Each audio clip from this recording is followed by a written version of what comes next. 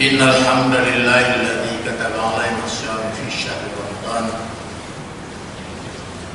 شهر أنزل فيه القرآن هدى للناس وبينات من الهدى والفرقان أشهد أن لا إله إلا الله وحده لا شريك له وأشهد أن محمدا عبده ورسوله لا نبي بعده اللهم صل على محمد وعلى آل محمد كما صليت على إبراهيم وعلى آل إبراهيم وبارك على محمد وعلى آل محمد كما باركت على إبراهيم وعلى آل إبراهيم إنك حميد مجيد.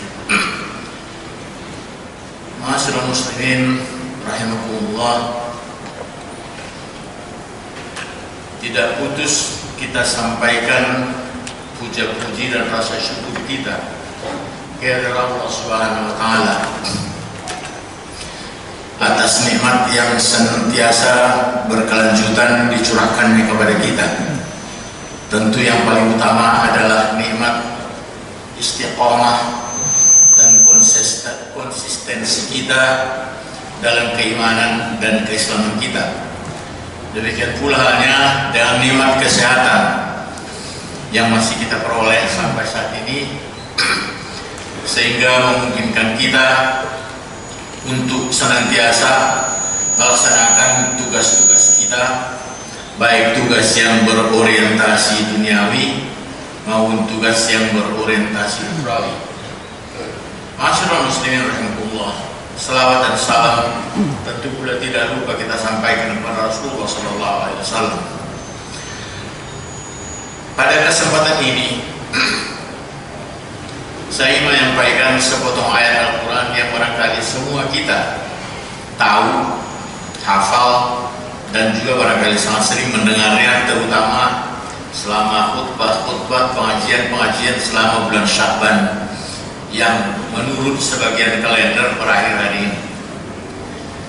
Ayat itu berbunyi, A'udzubillahi minasyaitonirrajim, Ya ayyuhalladzina amanu kutiba alaikumussyiyam kama kutiba alal ladzina min qablikum la'allakum tattaqun.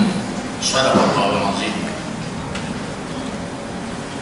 Ayat ini merupakan ayat yang menjadi dasar kewajiban kita umat Islam yang beriman untuk melaksanakan puasa di bulan Ramadan.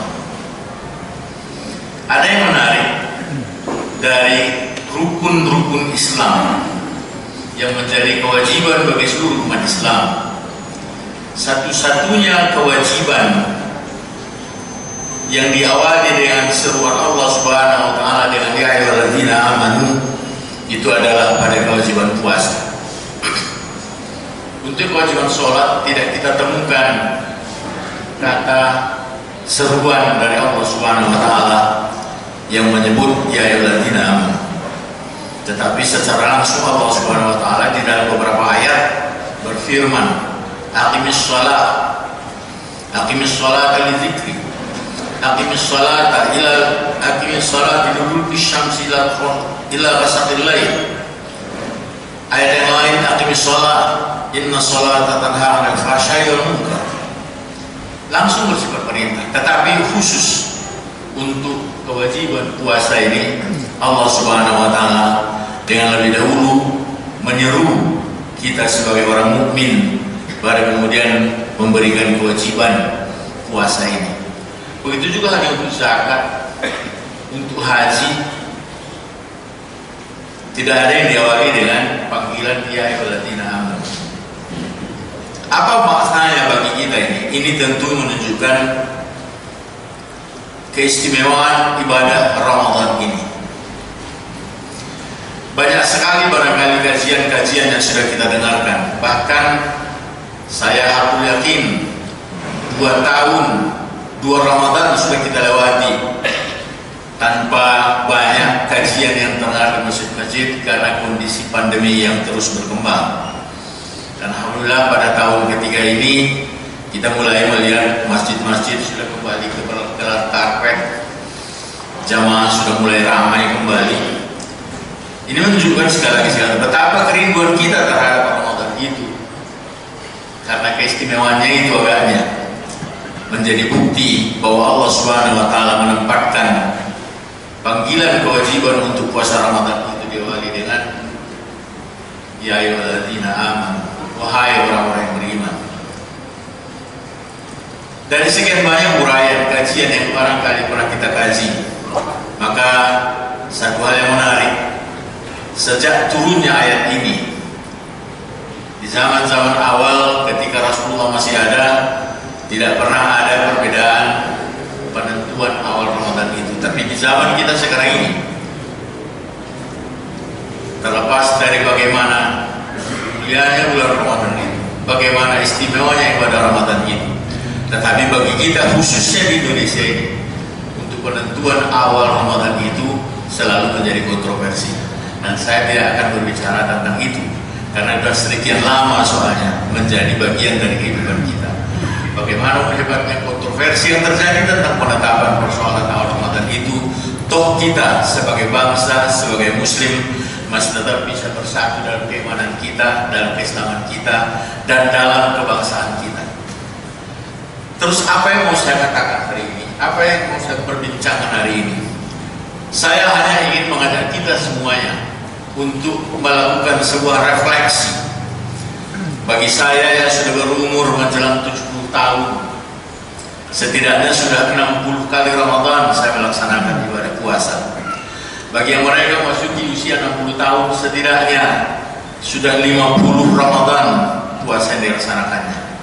Yang 40 sudah 30, begitu seterusnya. Kalau kita awali kewajiban Ramadan itu pada diri kita pada usia 10 tahun.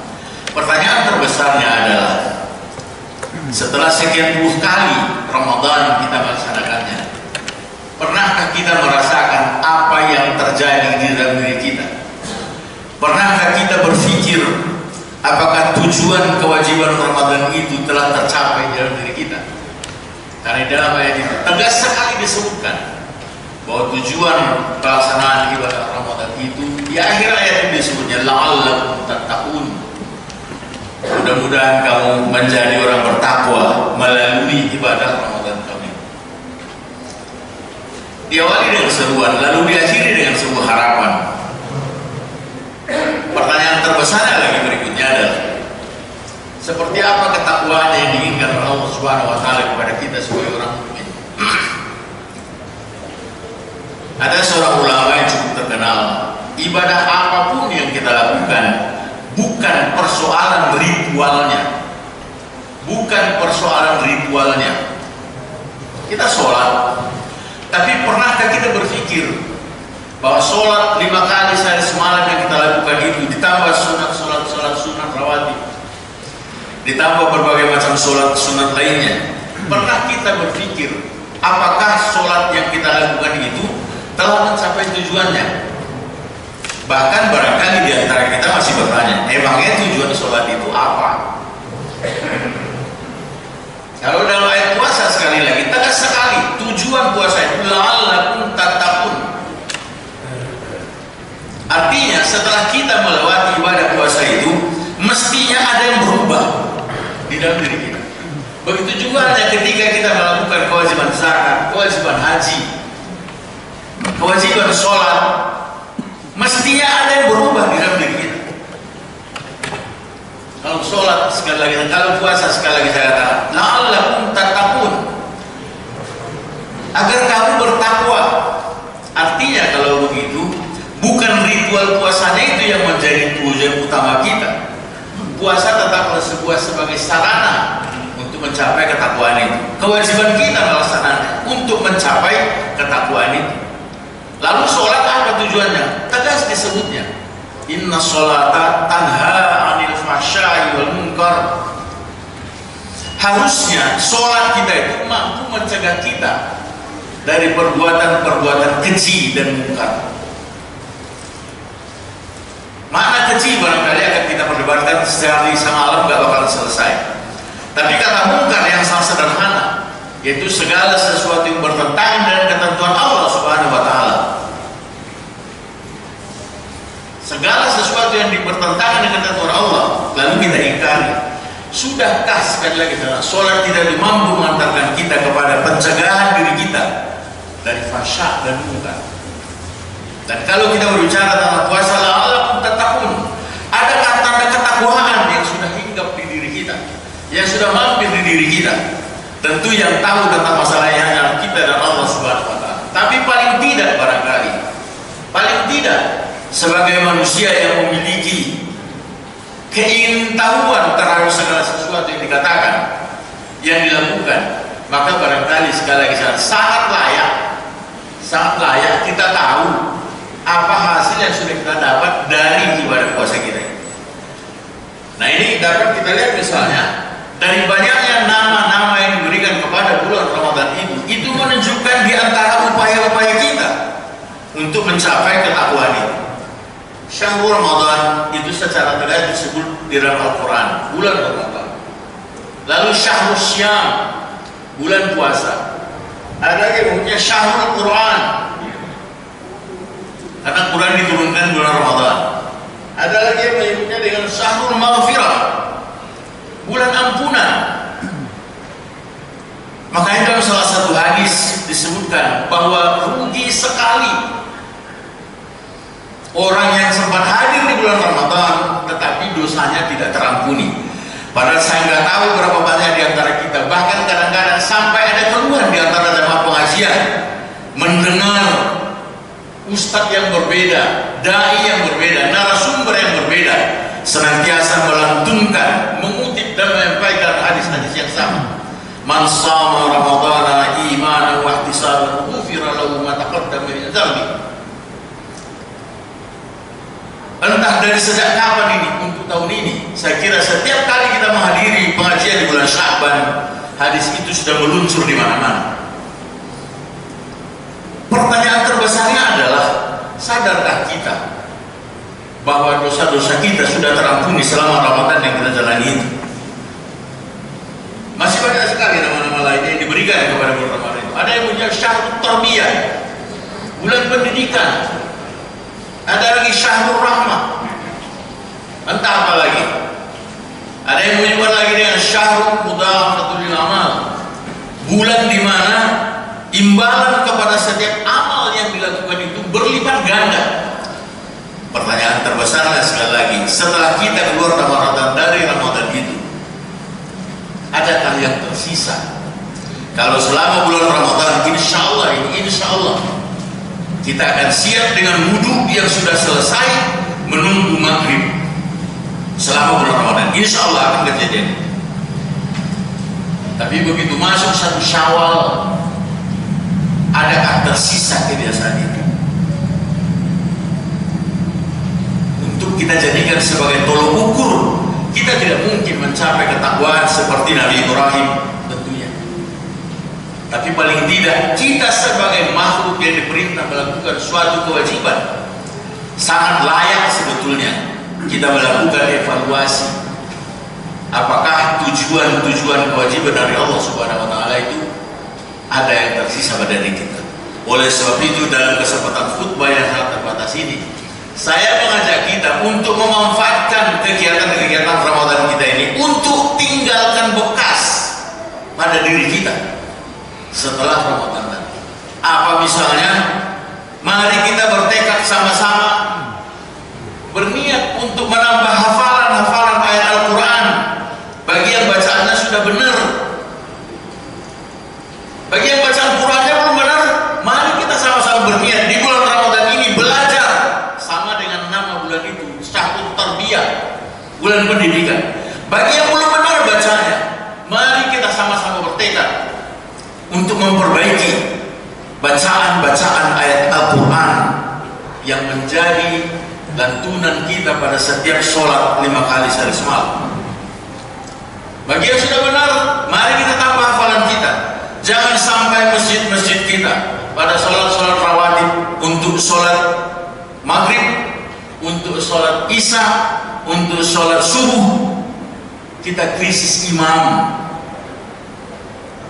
Sering sekali kita menemukan pada 3 sholat jahar itu, kita lihat jamaah saling dorong-dorong untuk jadi imam. Kenapa sih? Karena tidak percaya diri kita untuk jadi imam. Kenapa? Kita sebetulnya sadar bahwa sebagai umat Islam, bacaan Quran kita nggak benar, hafalan kita sangat terbatas. Oleh sebab itu sekali lagi saya katakan, mari kita untuk menyisakan sesuatu setelah Ramadan nanti.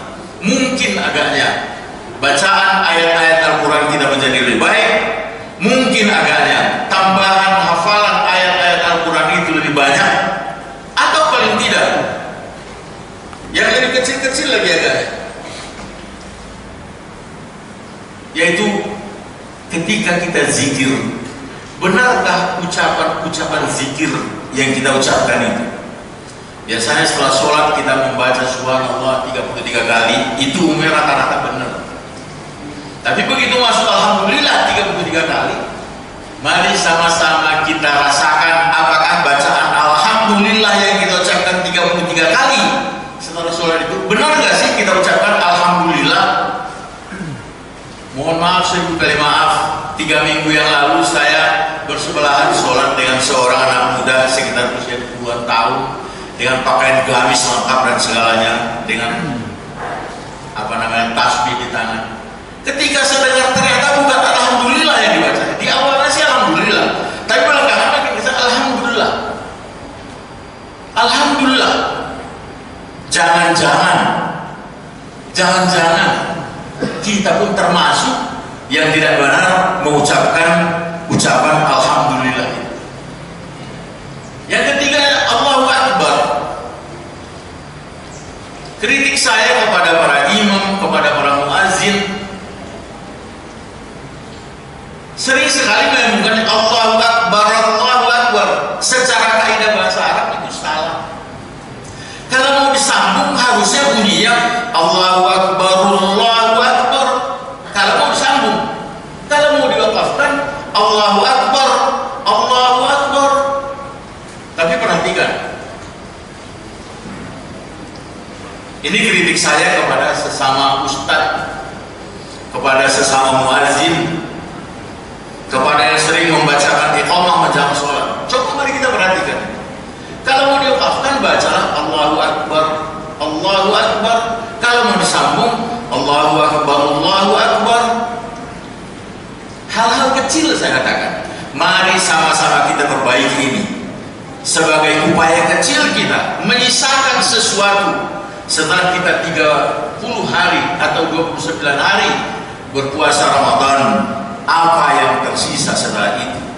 Sholat subuh kita yang biasanya kita nunggu subuh di masjid, di musola atau di rumah berjamaah, masih tak tersisa itu ketika masuk di tanggal 1 Syawal atau tanggal 2 Syawal. Sekali lagi saya katakan, saya tidak ingin berandai-andai, tapi mari kita melakukan introspeksi kepada diri kita masing-masing. Dengan demikian, saya sengaja menyampaikannya ini, topik hari ini, karena pada hari ini bagi sebagian jamaah yang mengikuti hasil hisab akan memulai puasanya besok hari, dan bagi yang belum yang tidak yakin dengan hisab akan menunggu pengumuman pemerintah nanti malam. Padahal ketika dia sholat 5 kali sehari semalam, dia hakul yakin dengan keyakinan menggunakan hasil hisab untuk penentuan waktu sholatnya. Ma'asyiral muslimin rahimakumullah, kiranya apa yang saya sampaikan ini bisa menjadi bahan pemikiran kita, bisa untuk menjadi bahan koreksi bagi diri kita, dan bisa untuk memperbaiki diri kita ke masa-masa yang akan datang, insyaallah. Barakallahu lana fil Qur'anil Karim wa nafa'ani wa iyyakum bima fihi minal ayati wa dzikril hakim. Aqulu qawli hadza wa astaghfirullahal azim li wa lakum fastaghfiruhu innahu huwal ghafurur rahim. اللهم صل على سيدنا محمد وعلى آل سيدنا محمد.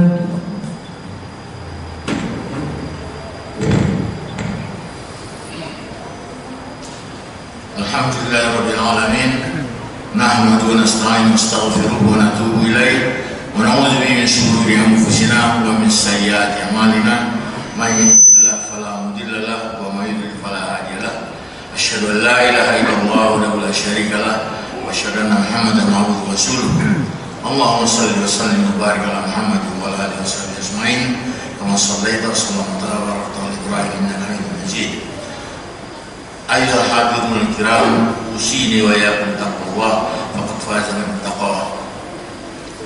أعوذ بالله من الشيطان الرجيم. بسم الله الرحمن الرحيم. يا أيها الذين آمنوا اتقوا الله ولتنظر نفس ما قدمت لغد واتقوا الله إن الله خبير بما تعملون. Masyaallah muslimin, sebelum kita berdoa kepada Allah Subhanahu wa taala, saya mengajak kita untuk mencermati ayat yang ada dalam surah Al-Hasyr yang saya baru bacakan. Di ayat itu Allah sekali lagi saya katakan bahwa Allah mengingatkan kita agar senantiasa bertakwa dan hendaklah setiap individu untuk mempersiapkan dirinya pada hari-hari esok, untuk bekal hari-hari esok, yaitu hari kiamat. Bayangkan kalau upaya-upaya yang kita lakukan melalui ritual-ritual keagamaan itu ternyata tidak mencapai tujuannya. Apa yang akan kita bawa sebagai bekal kita ke liang kubur dan ke yaumul mahsyar nanti. Mudah-mudahan ayat itu bisa menjadi motivasi kuat bagi kita untuk memperkuat amal-amal kita, memperbaiki amal-amal kita selama bulan Ramadan ini, sehingga tujuan Ramadan, sehingga tujuan puasa, tujuan sholat yang telah ditetapkan dalam Al-Quran itu tidak sia-sia dan tidak kita rugi untuk mendapatkannya. A'udzubillahi minasyaitonirrajim. Bismillahirrahmanirrahim. Inna Allaha wa malaikatahu yusholluna 'alan nabi ya ayyuhalladzina amanu shallu 'alaihi wa sallimu taslima. Allahumma shalli 'ala Muhammad wa 'ala ali Muhammad kama shallaita 'ala Ibrahim wa 'ala ali Ibrahim wa barik 'ala Muhammad wa 'ala ali Muhammad kama barakta 'ala Ibrahim wa 'ala ali Ibrahim innaka Hamidum Majid. Allahumma ighfir lil mu'minina wal mu'minat wal muslimina wal muslimat al ahya'i minhum wal amwat innaka sami'un qaribun mujibud da'wat ya qadiyal hajat. Allahumma ij'alna muqimina sholati wa min dzurriyyatina rabbana wa taqabbal du'a. Rabbana hab lana min azwajina wa dhurriyyatina qurrata a'yun waj'alna lil muttaqina imama. Rabbana ighfir lana wa li ikhwanina alladzina sabaquna bil iman wa la taj'al fi qulubina ghillan lil ladzina amanu rabbana innaka ra'ufur rahim. Allahumma arina al-haqqa haqqan warzuqna ittiba'ah wa arina al-batila batilan warzuqna ijtinabah. Rabbi ighfir lana wa li walidina warhamhum kama rabbawna shighara. Rabbana atina fid dunya hasanah wa fil akhirati hasanah wa qina adzabannar. Wa sallallahu ala Muhammadin wa ala alihi ajma'in. Subhana rabbina rabbil izzati amma yasifun wa salamun ala al-mursalin walhamdulillahi rabbil alamin. Ibadallah, innallaha ya'muru bil 'adli wal ihsan wa ita'i dzil qurba wa yanha 'anil fahsya'i wal munkari wal baghi ya'izukum la'allakum tadhakkarun. Fadhkurullaha al-'azima yadhkurkum washkuru 'alaihi ala ni'amihi yazidkum wa la dhikrullahi akbar. Wallahu ya'lamu